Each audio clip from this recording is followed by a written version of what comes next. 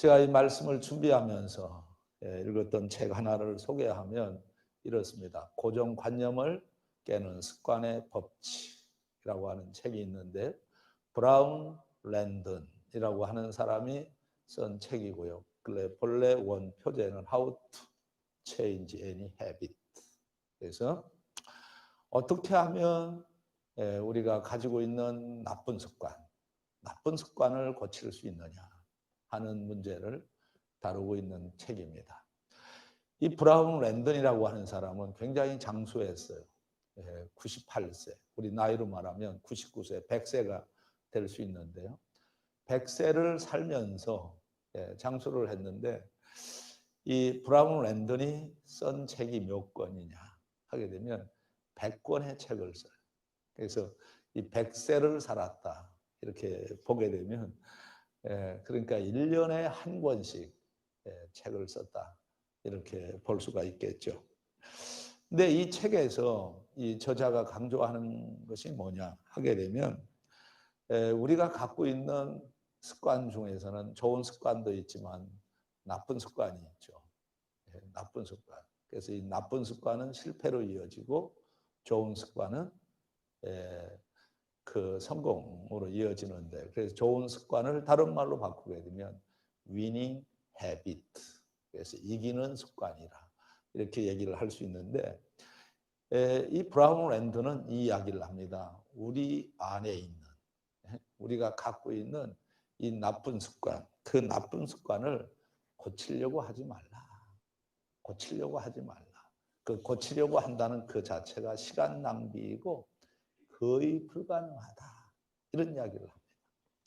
자, 그러면 왜 고정관념을 깨는 습관의 법칙이라고 하는 책을 썼을까? 이게 궁금한데.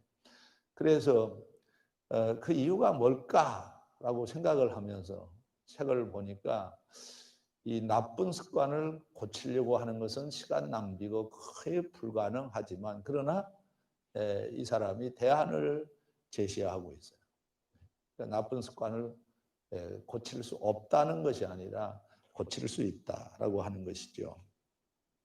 그러면 이 저자가 그 제시하는 방안이 뭐냐 하게 되면 나쁜 습관을 그냥 뜯어 고치려고 하지 말고 세 가지 습관을 얘기를 합니다. 첫째는 이 새로운 습관을 만들어 보라는 거죠. 새로운 습관.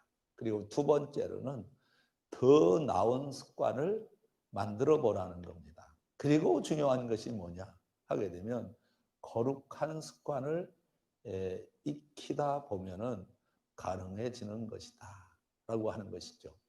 여기서 이제 이 기독교의 정신을 얘기를 하는 겁니다. 이 기독교는 불교하고 다르죠. 이 기독교는 이게 비우는 종교가 아니라 기독교는 새로운 걸로 채우는 종교라는 것이죠. 그래서 내 안에 있는 나쁜 습관을 뜯어 고치려고 하게 되면 이건 안 되지만, 새로운 습관이 들어오고 더 나은 습관이 내 안에 들어오고 그리고 거룩한 습관이 내 안에 들어오게 되면 저절로 나쁜 습관이 소멸이 된다. 이게 바로 이 브라운 랜던이 주장하는 이론인데요. 가만히 생각을 해보면 그게 진리인 것 같아요. 그래서 아주 유명한 그런 그 교육학자 중에 이 호레이스만이라고 하는 사람이 있어요. 이 호레이스만이라고 하는 사람이 이 습관에 대해서 아주 잘 정리를 했어요. 습관이 뭐냐? 습관은 밧줄과 같다. 우리는 습관이라는 밧줄을 매일 짜고 있다. 그런데 이렇게 일단 짜인 습관은 결코 파손되지 않는다. 우리가 하루하루 이제 순간순간 그 일상생활을 하는데 그 일상생활이 사실은 따지고 보면 습관을 만들고 있다는 거죠. 그 습관이 뭐냐 하면 이 밧줄과 같다는 거죠. 밧줄을 짤 때 그렇잖아요. 뭐 우리가 볏짚을 가지고 새끼를 꼴 때도 마찬가지인데요. 아주 부실하게 보이는 그 볏짚 한 오락이 하나이지만 이게 이제 새끼줄이 되게 되면 아주 강력한 힘을 만들어내듯이 우리 습관이라는 게 그렇다는 거예요. 그래서 습관이 잘못 짜여지게 되면 그걸 이제 무너뜨리고 이 파손시키는 일이 거의 불가능하다라는 그런 이야기를 하는 것이죠. 그래서 어떤 사람이 이런 이야기를 했습니다. 이 습관이 뭐냐? 이 습관은 인생의 질을 형성하는 제1의 요소. 그러니까 습관이 문제라는 거예요. 그리고 습관이 뭐냐? 습관은 제2의 천성이다. 라고 얘기를 했어요. 제가 이 말씀을 전하는 그 이유가 뭐냐 하게 되면 이 브라운 랜던이 이야기한 새로운 습관, 더 나은 습관, 그리고 거룩한 습관. 이게 어디서 과연 오는 것이냐라고 하는 것인데요. 오늘 18절 말씀 보게 되면 18절이 바로 그 문제를 해결해 주는 그런 말씀 아니겠습니까? 하나님께로부터 난 자는 다 범죄하지 아니하는 줄을 우리가 아노라. 하나님께로부터 나신 자가 그를 지키심에 악한 자가 그를 만지지도 못하느니라. 자, 우리는 지금 이 본문을 통해서 계속 이 하나님의 자녀로 거듭난 사람들이 누릴 수 있는 축복들이 무엇이냐라고 하는 거. 이걸 지금 우리가 살펴보고 있는데, 그래서 오늘 여기에 보면 제일 앞줄에 이렇게 말씀이 시작이 되지 않습니까? 하나님께로부터 난 자. 이 하나님께로부터 났다. 우리가 이 하나님께로부터 나는 순간 우리는 어떤 습관으로 이어지게 됩니까? 자, 새로운 습관을 갖게 되는 거죠. 그리고 지금까지 우리가 그 생활하던 습관보다 더 나은 습관을 갖게 되는 것이죠. 그리고 중요한 것은 우리가 하나님께로부터 나는 순간 어떻게 됩니까? 거룩한 습관을 하게 되잖아요. 이게 바로 이기는 습관으로 이어진다라고 하는 것인데요. 그래서 오늘 18절에서는 우리 거듭난 사람들이 이겨야 될 타켓이 하나 있는데 그 타켓이 뭐예요? 범죄하지 아니하는 줄을 우리가 아노라. 죄를 이길 수가 있다라고 하는 것이죠. 그래서 사도 바울은 이 고린도 후서 5장 17절에서 아주 유명한 이야기를 하죠. 그런즉 누구든지 그리스도 안에 있으면 새로운 피조물이라. 이전 것은 지나갔으니 보라 새 것이 되었도다. New being. 그러니까 우리가 또 이 점을 알아야 됩니다. 우리가 이제 거듭났다라고 하는 것은 더 좋은 사람이 됐다는 게 아니에요. better person이 아니라 new being이죠. 완전히 새로운 사람이 되었다는 거예요. 그래서 뭘 이제 우리가 할 수 있는 사람이 되느냐 하게 되면 죄를 이길 수 있는 그런 존재로 우리가 새롭게 태어나게 된다라고 하는 것이죠. 자, 그러면 왜 우리가 이 죄를 이겨야 될까요? 이 죄를 이겨야 되는 그 이유가 명백하게 자, 성경에 기록이 되어 있는데요. 이 로마서 7장 11절 말씀을 한번 같이 읽어봅니다. 시작. 죄가 기회를 타서 계명으로 말미암아 나를 속이고 그것으로 나를 죽였느니라. 제가 설명할 필요가 없죠. 왜 우리가 죄를 이겨야 되느냐?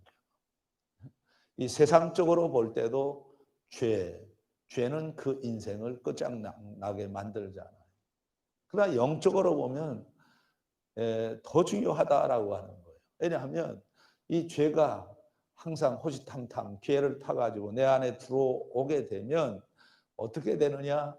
영적 생명의 데미지를 입히는 정도가 아니라 사도 바울은 이렇게 고백을 합니다. 나를 죽였는지라. 영적 생명이 끊어지게 된다. 그런 이야기죠. 그래서 사도 바울은 로마서 7장 17절 말씀부터 해서 계속 죄에 대한 이야기를 하죠. 이제는 그것을 행하는 자가 내가 아니요 내 속에 거하는 죄.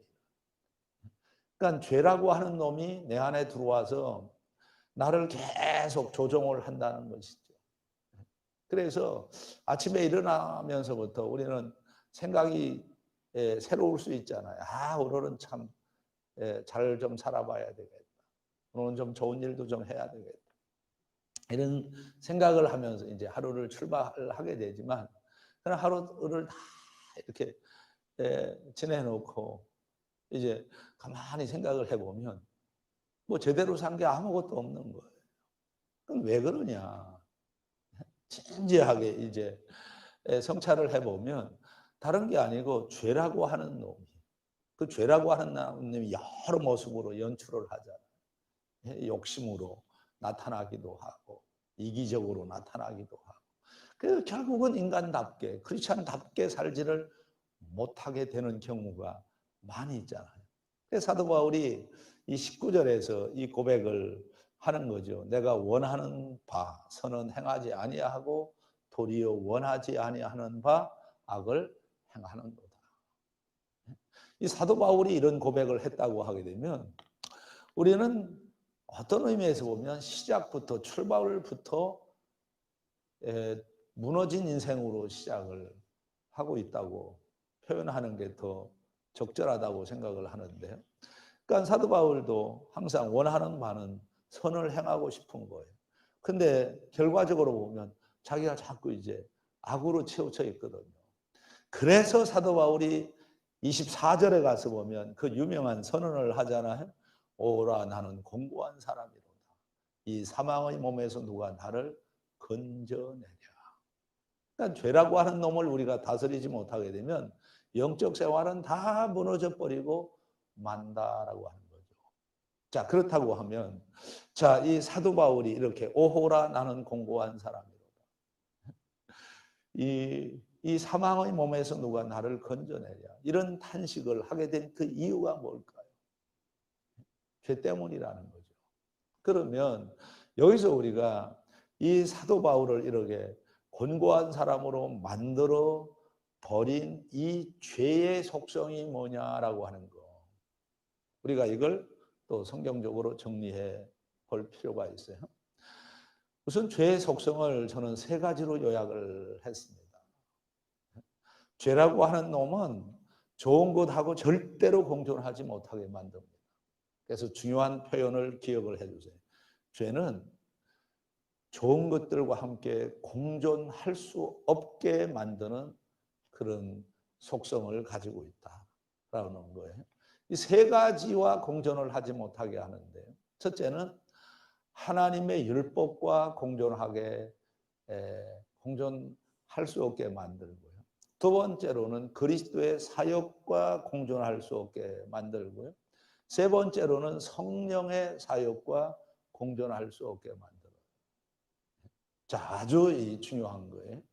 자, 죄라고 하는 놈이 공존하지 못하게 하는데 무엇과 공존하지 못하게 한다고요? 첫째는 하나님의 율법과 공존할 수가 없게 한다라고 하는 거예요. 무슨 얘기냐 하게 되면 죄가 내 안에 들어오게 되면 내가 죄를 지게 되면 어떻게 되느냐면 하나님의 말씀하고는 거리감이 생기는 거예요.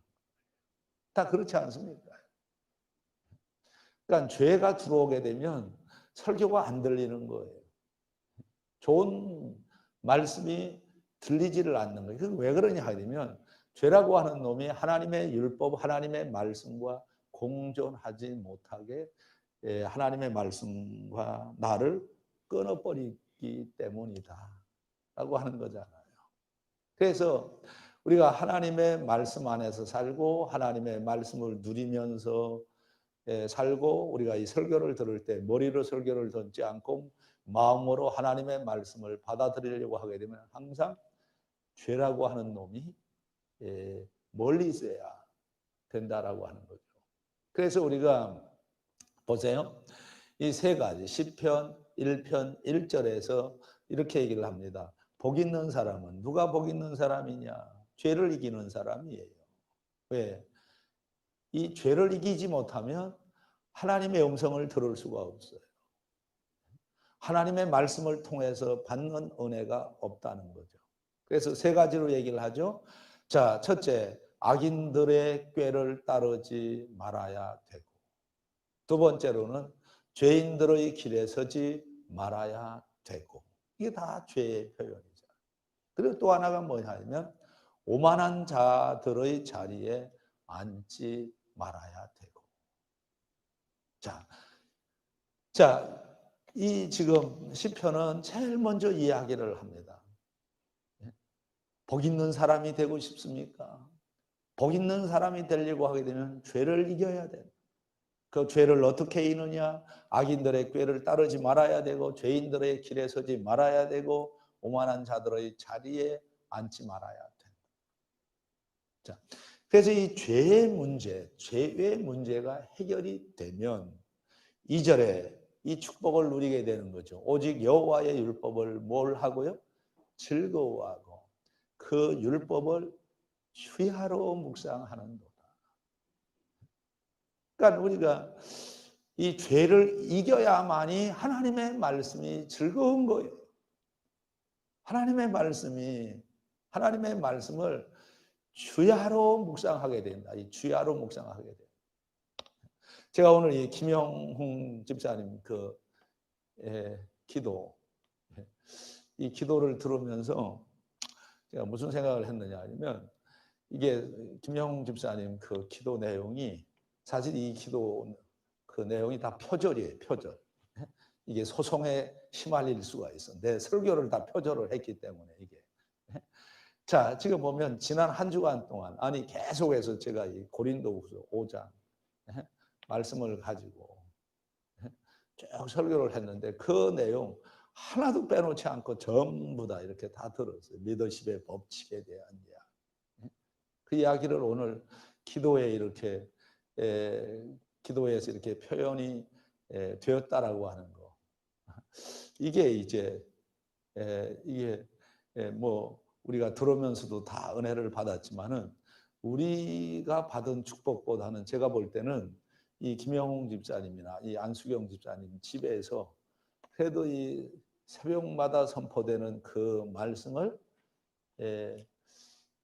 받고, 믿음으로 받고, 그리고 그 말씀을 기록을 하고, 그리고 이 묵상했다라고 하는 그 자체가 이 두 분들에게 큰 축복인 줄로 믿습니다.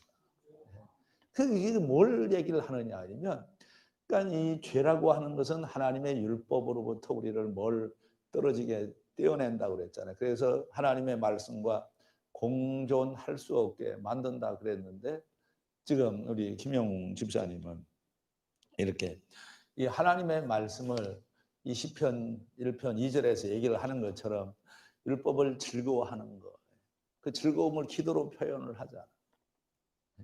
그리고 그 율법을 주야로 묵상을 하는 거예요. 계속 말씀을 묵상을 하는 거예요. 이 묵상한다라고 하는 거, 메디테이션이라는 말, 그 단어의 원뜻을 보면 묵상 안 하면 손해를 받는 거예요. 뭐냐면 묵상이라는 단어에 여러분 메디신이라고 하는 약이라고 하는 단어와 그 다 어원이 같다는 거 다 아시잖아요. 그러니까 우리가 이 하나님의 말씀을 묵상을 하다 보면 그 한약도 아니고 양약도 아니고, 저는 이걸 영약이라고 그러는 거예요. 영적 약이 하나님의 말씀이 돼가지고 나를 치료해 주시는 거예요. 힐링이 되는 거예요. 난 여러분들이 말씀을 듣다가 힐링이 될 수 있기를 주의 이름으로 축복합니다.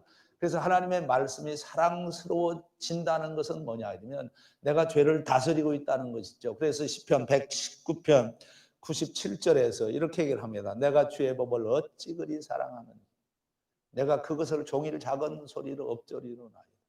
자, 그리고 또 113절에서도 똑같은 이야기를 하죠. 내가 두 마음을 품는 자들을 미워하고 주의 법을 사랑하나이다. 하나님의 말씀을 사랑하고 있다라고 하는 건 영적으로 내가 살아있다라고 하는 것이거든요. 근데 죄는 하나님의 말씀과 공존하지 못하게 할 뿐만 아니라, 두 번째로는 그리스도의 사역과도 공존하게 못한다라는 거죠. 자, 그러면 예수 그리스도의 대표적인 그 사역이 무엇입니까? 이 사역이 나와 접목이 되지 못하게 만들어버린다라고 하는 것인데요.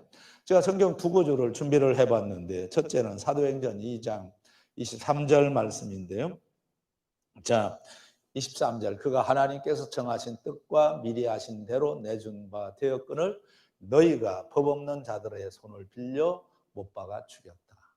여러분, 중요한 게 뭐예요? 대표적으로 이 그리스도의 사역이 뭐냐? 십자가 사역입니다. 이 십자가 사역은 구속 사역이에요. 그런데 죄를 지게 되면 십자가의 그 구속 사역과 이 나와의 관계를 끊어버리는 거예요. 그러면 저절로 이 구원의 감격도 없어지는 거예요. 여러분, 예수 그리스도의 이 사역이 나와 그 연결이 되지 못한다고 하면 그게 얼마나 이 불행한 일인 거예요. 그러니까 우리가 이 찬송을 부르면서도 감동을 하고 감격이 되고 또 때로는 감탄을 하는 그 이유가 뭐냐 하면 예수 그리스도의 사랑이잖아요. 그리스도의 사랑, 그리스도의 사랑을 깨닫는데 그 그리스도의 사랑이 뭐 십자가에서의 구속 사역이잖아요. 근데 그 사역과 이 죄를 짓는 순간에 끊어버린다라고 하는 것이죠. 그래서 이 요한일서 또 3장 5절에서 이렇게 얘기를 하지 않습니까? 그가 우리 죄를 없애려고 나타나신 것을 너희가 아나니 그에게는 죄가 없느니라. 예수님이 왜 십자가에 못 박혀 돌아가셨어요? 우리 죄를 끊어버리기 위해서, 우리 죄를 용서하시기 위해서. 그러니까 우리가 이 계속해서 죄를 짓는다라고 하는 것은 뭘 얘기를 하냐 하면 이 구속의 은총에서 벗어나게 만드는 그런 일이 되어버린다라고 하는 거예요. 그리고 또 하나가 있다고 그랬잖아요. 그게 뭐냐면 성령의 사역과도 공존할 수 없게 만들어버린다라고 하는 것이죠. 그러니까 성령 충만해질 수가 없는 거예요. 그래서 이 베드로의 설교를 봅니다. 사도행전 2장 37절, 38절인데요. 그들이 이 말을 듣고 마음에 찔려 베드로와 다른 사도들에게 물어 이르되 형제들아 우리가 어찌할꼬 하거늘. 자, 38절 같이 읽어봅니다. 시작. 베드로가 이르되 너희가 회개하여 각각 예수 그리스도의 이름으로 세례를 받고 죄사함을 받으라. 그리하면 성령의 선물을 받으리. 가만히 보게 되면 죄가 뭘 해버리냐 하면 나를 마비시키는 거예요. 그걸 성경에서는 뭐라고 했냐면 완악하게 만든다. 마음이 완악해지는 거예요. 이 죄를 짓게 되면 완악해지는 거예요. 그래서 제일 불행한 사람이 어떤 사람이냐 하면 교회 생활을 하다가 교회를 떠나는 사람. 이건 신학적으로 우리가 깊이 그 설명을 해야 될 그런 부분인데요. 가볍게만 제가 터치를 하게 되면 그렇습니다. 제가 볼 때는 제일 불행한 사람이 누구냐? 교회 생활을 하다가 떠난 사람. 이 교회 생활을 하다가 떠난 사람은 어떤 의미에서 보면 교회 생활을 전혀 안 한 사람보다 더 불행할 수가 있어요. 왜 그럴까? 교회 생활하다가 떠난 사람은 다시 교회 나오기가 쉽지가 않아요. 그러나 어떤 의미에서 보면 교회 생활 안 했던 사람은 오히려 더 쉽게 교회를 나올 수가 있다는 거 아닙니까? 근데 교회 생활을 하다가 여하튼 이제 이 떠난 사람, 타인에 의해서 이렇게 떠나게 되는 경우도 있고 또 자신에 의해서 이렇게 떠나게 되는 경우도 있고 그런데 다 힘들어요. 그래서 교회는 절대로 교회 나온 사람들에게 상처를 주면 안 되는 거예요. 그러니까 타인에 의해서도 교회를 떠나지 않게 우리가 해야 되지만 더 중요한 게 뭐냐 하면 자신에 의해서 자신이 죄를 용납함으로써 교회를 떠나게 되는 경우인데 그런 경우는 정말 이 다시 교회 안으로 들어오는 게 그렇게 쉬운 일이 아니에요. 그래서 죄라고 하는 놈이 들어오게 되면 우리 마음이 완악해지는 거예요. 그래서 교회에 대해서 비판자가 되는 거예요. 근데 오늘 이 베드로는 이렇게 설명을 합니다. 그러니까 37절에서 구원을 제시를 하잖아요. 이 말을 듣고 마음에 찔려 그랬죠. 베드로와 다른 사도들에게 물어 이르되 형제들아 우리가 어찌할. 여러분 설교를 들으면서 속으로 이런 이 고백이 계속 터져 나와야 되는 거예요. 말씀을 들으면서 하나님, 제가 이 말씀에 찔림이 있습니다. 하나님, 제가 어떻게 했으면 좋겠습니까? 제가 어떻게 했으면 좋겠습니까? 이 설교를 들으면서 하나님과 계속 소통이 이루어져야 되는 거죠. 그래서 하나님, 제가 어떻게 했으면 좋겠습니까? What shall I do? 제가 어떻게 해야 될까요? 그러니까 영적으로 굉장히 민감하게 살아가고 있다라고 하는 게 여러분 큰 축복인 줄로 믿으시기를 바랍니다. 그러니까 영적으로 아주 센시티브한 사람들이 이게 복받은 사람들이에요. 그때 여러분 보세요. 그런 사람들에게는 하나님께서 뭘 준비를 하느냐? 성령 충만을 준비를 하는 거예요.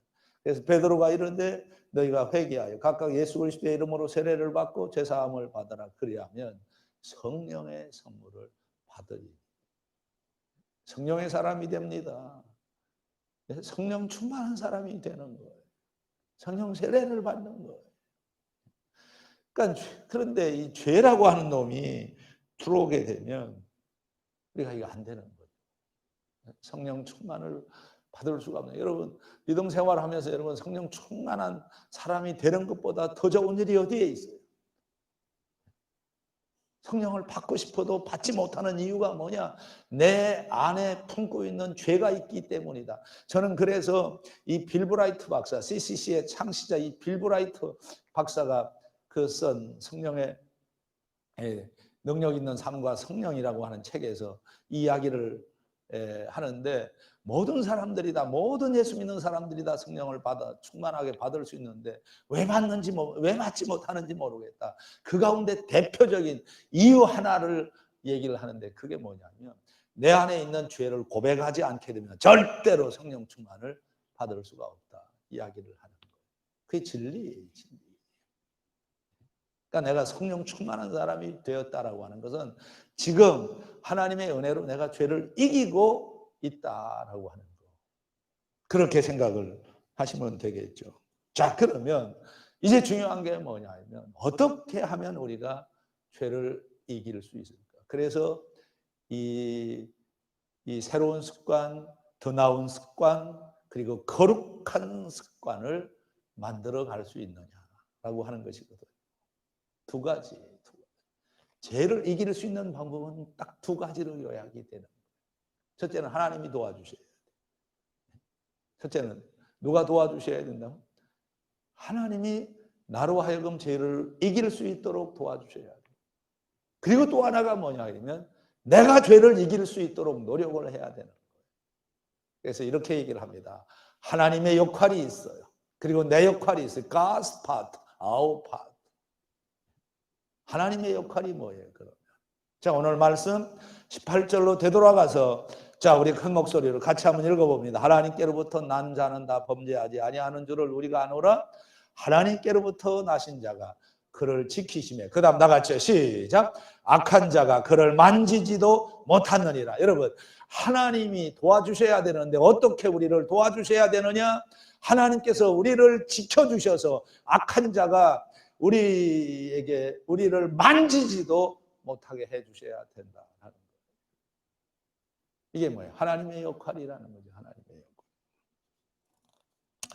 그게 바로 하나님의 은혜가 있어야 된다라고 하는 것이겠죠. 제가 역시 또 책 한 권을 소개를 해볼게요. 이 하나님의 은혜가 뭐고 하나님이 우리를 지켜주신다는 게 뭔지를 제가 설명을 하기 위해서 생각을 뛰어넘는 기도라고 하는 책이에요. 생각을 뛰어넘는 기도라고 하는 책.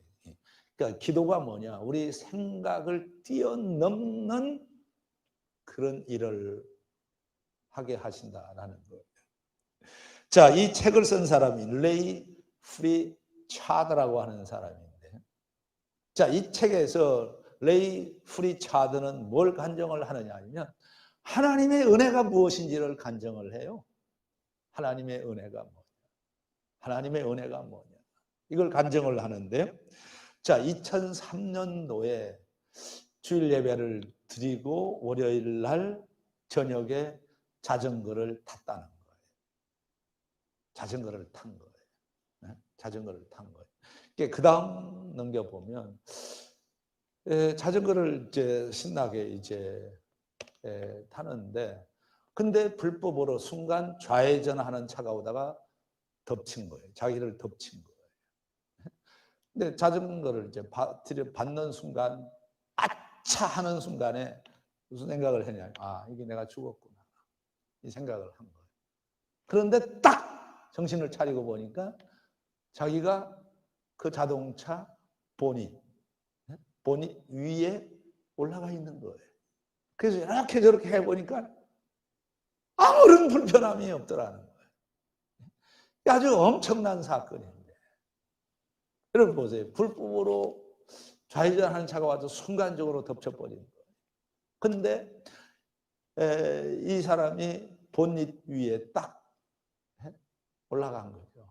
근데 그렇게만 보호하신 게 아니라 그게 이제 그 책을 보면 뭐라고 했냐면 굉장히 복잡한 사거리예요. 교차로였는데 그 순간에 차들이 뭐 얼마나 이렇게 속력을 냅니까? 근데 그 순간에 이렇게 보니까 달려오는 차들이 없더라는 거예요. 그래서 그 순간 깨달은 게 뭐냐면, 아, 이런 게 바로 하나님의 은혜구나. 이런 게 하나님의 은혜라는 거예요. 저는 이 사람 프리차드한테만 이런 하나님의 은혜를 준 거 아니라고 생각해요. 우리가 지금까지 살아오면서 여러분 우리가 사건, 사고 이런 이런 그 속에서 지금 살고 있잖아요. 어디서 무슨 사고가 일어날지 누가 압니까? 근데 오늘 이렇게 우리가 이 자리에 나와서 예배하고 또 영상으로 예배 지금 하고 있다고 하는 것이 여러분 순간순간 하나님이 우리를 보호하시고 지켜주신 하나님의 은혜의 결과인 줄로 믿습니다. 우리 지금 다 생각이 뭐 멀쩡하지 않아요. 문을 잠그고 나왔는지 열쇠를 가지고 나왔는지. 지금은 저도 뭐 이런 이야기 하는 게 결코 도움이 안 되지만 있는 사실이기 때문에 이제 얘기를 하게 되면 차를 어디다 주차했는지 생각이 안 날 때가 많아요. 1층에 차를 주차해 놨는데 또 지하로 내려가서 차를 찾는데 없는 거예요. 이게 도둑 맞았나? 한참 생각하다 보면은 또 차가 또 1층에 있구나. 근데 갖다 놓은 생각이 안 날 때가 많아요. 나만 그런 거예요? 여러분들도 그런 거예요. 그래도 설교할 때 보면 다 멀쩡하게 보이지 않습니까? 할렐루야. 이게 바로 하나님의 은혜인 줄로 믿습니다. 하나님의 은혜가 있어야 이 코로나도 우리가 이길 수 있는 거지. 어떤 놈이 가만히 보면 지금도 보니까 뭐 5년 동안 왜 그렇게 이 코로나 바이러스에 이렇게 감염된 사람이 많이 나오는. 제가 지난번에도 얘기했지만 연수이동 교회가 있는 동네가 이게 연수이동인데, 이 연수이동은 그 얼마 전에 이제 동장님을 만났지만 연수구에 8, 90명이 이제 그 감염이 됐는데, 그때까지 지금은 모르겠어요. 이 한 사람도 감염이 된 사람이 없다는 거예요. 그러니까 연수 일동에서도 이게 감염된 사람이 나오고 그러는데, 연수 이동은 없다는 거예요. 없다는 거예요. 그래서 제가 속으로 얘기했어요. 우리 교회 때문에 그런 줄 아시오.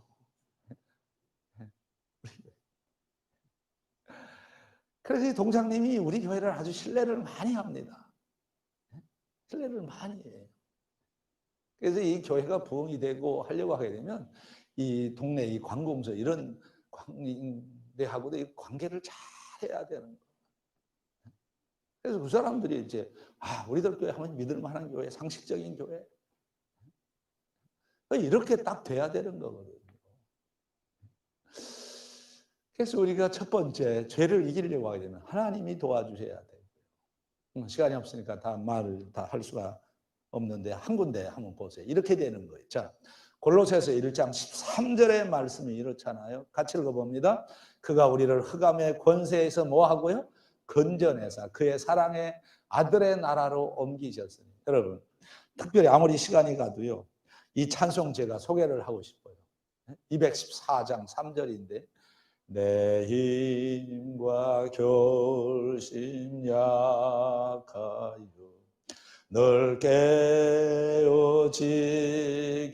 쉬우니 주 이름으로 구원해 날 받으소서. 자, 우리가 어떤 존재입니까? 내 힘으로 버틸 수 있습니까? 힘과 결심 약하여 늘 뭐하게 될 수밖에 없어요? 깨질 수밖에 없어요. 그래도 이렇게 우리가 하루하루 이렇게 승리하는 삶을 살고 있다고 하는 것은 하나님의 은혜인 줄로 믿습니다. 뿐만 아니라 우리가 뭘 해야 되느냐? 노력을 해야 돼요. 죄를 이기고 세상을 이기려고 노력을 해야 돼요. 그래서 하나님의 역할과 인간의 역할이 이게 합류가 돼야 되는 거예요. 그래야 멋진 크리스찬이 될 수가 있다는 거죠. 자, 그러면 인간의 역할, 그냥 시간이 없으니까 타이틀만 바로 제가 소개를 해야 될 것 같아요. 첫째, 자신을 정결하게, 늘 자신을 정결하게 지켜야 된다. 자, 디모데전서 5장 22절 말씀. 아무에게나 경솔히 안수하지 말고 다른 사람의 죄에 간섭하지 말며 내 자신을 지켜 뭘 하게 되고요? 정결하게. 다른 사람의 죄에 관심이 왜 이렇게 많아요? 자신의 죄의 문제만 생각해도 시간이 없어요. 두 번째, 하나님의 명령을 지켜야 된다는 거예요. 자, 여호수아서 1장 우리가 7절 8절이죠. 자, 명령한 그 율법을 다 지켜 행하고 우로나 자로나 치우치지 말라. 그리하면 어디를 가든지 형통하게. 하나님의 말씀을 지켜야 된다. 세 번째로는 믿음을 지켜야 된다라는 것이죠. 디모데후서 4장 7절에 보면 믿음을 지켰다. 믿음을 지키라. 자, 그 다음에 또 네 번째로는 세속에 물들지 말아야 된다. 야고보서 1장 자 27절 제일 끝에 보면 세속에 물들지 아니하는 그것이라. 경건이 뭐냐. 그리고 요한 1서 5장 21절에서는 우상을 멀리해야 되는 거예요. 그러니까 지금 우리가 뭐 우상 딴지가 어디 있습니까? 하나님보다 더 사랑하는 게 우상이잖아요. 그리고 마지막 하나 이거 하나님의 사랑을 지키고 있어요. 자, 이 유다서 1장 21절인데요. 자, 같이 읽어봅니다. 시작. 하나님의 사랑 안에서 자신을 지키며 그랬죠. 하나님의 사랑.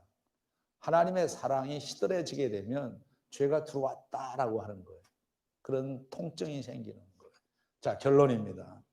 왜 우리가 죄를 이겨야 될까요? 그리고 왜 이기게 하나님이 하실까요? 두 가지로 요약을 하면 첫째는 뭐냐면 믿음 성장을 계속하기 위해서 죄를 이겨야 되는 거예요. 믿음이 무너진다 그 말이죠. 자, 이 디모데후서 2장 17절 자 지나가고요. 18절 같이 읽어봅니다. 시작. 진리에 관하여는 그들이 그릇되어도다 부활이 이미 지나갔다 하므로 어떤 사람의 믿음을 무너뜨리는 믿음이 무너지게 우리의 믿음 지금 평생 30년 40년 쌓아왔던 믿음 죄가 들어오는 순간에 한순간에 무너진다. 믿음이 무너진다. 그리고 또 하나가 있어요. 그게 뭐냐면 하나님은 깨끗한 그릇을 쓰시기 때문이다 라는 거죠. 디모데후서 2장 여러분 20절로 바로 가서 봅니다. 큰 집에는 금 그릇과 은 그릇뿐만 아니라 나무 그릇과 질 그릇도 있어. 자, 귀 쓰는 것도 있고 천하게 쓰는 것도 있나니 21절 같이 읽어봅니다. 시작. 그러므로 누구든지 이런 것에서 자기를 깨끗하게 하며 귀 쓰는 그릇이 되어 거룩하고 주인의 쓰심에 합당하며 모든 선한 일에 준비함이 되리라. 깨끗한 그릇을 깨끗한 사람을 하나님이 쓰시기 때문인 줄로 믿습니다.